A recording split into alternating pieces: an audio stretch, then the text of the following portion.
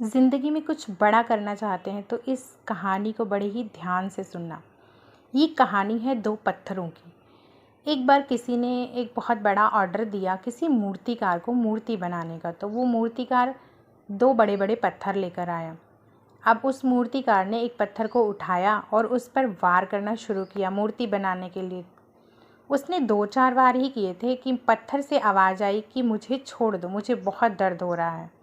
तो मूर्तिकार ने वो पत्थर उठाया और साइड में रख दिया। फिर उसने दूसरा पत्थर उठाया और उस पर वार करना शुरू किया।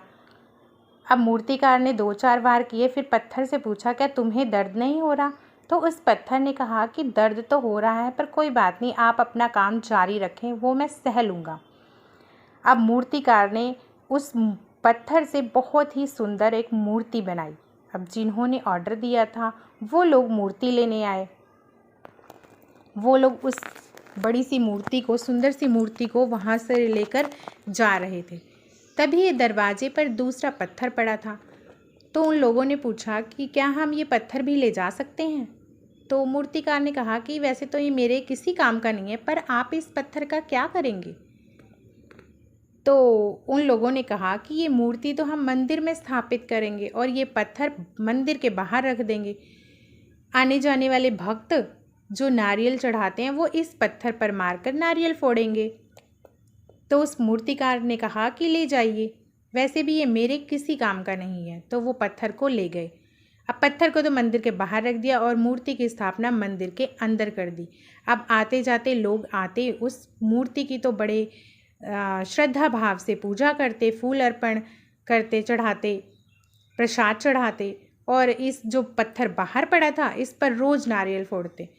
अब रोज़ रोज़ की इस मार से वो पत्थर बहुत इरिटेट, बहुत तंग हो चुका था। उसने उस अंदर मूर्ति वाले पत्थर से पूछा कि भाई ये मेरे साथ क्या हो रहा है?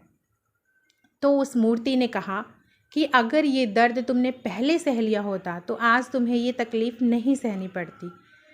तो दोस्तों, हमारी लाइफ का फंडा भी कुछ ऐसा ही है। अगर हमें ज़िंदगी में आगे सुख, चैन और ऐशो आराम की ज़िंदगी चाहिए तो उससे पहले हमें कुछ मेहनत, कुछ त्याग, कुछ रातों की नींदें ख़राब करनी पड़ती हैं। अगर हम पहले मेहनत कर लेते हैं तो बाद में हमारी ज़िंदगी सुख चैन की होती है और हम आराम से जीते हैं। जैसे उस मूर्ति ने पहले वो हथौड़े की मार सह ली और बाद में उसकी ही पूजा हो रही थी, वैसे ही हमारी लाइफ में होता है। अगर हम पहले मेहनत कर लेते हैं, स्ट्रगल कर लेते हैं और अपने लक्ष्य तक पहुंच जाते हैं तो बाद की ज़िंदगी हम आराम से काटते हैं।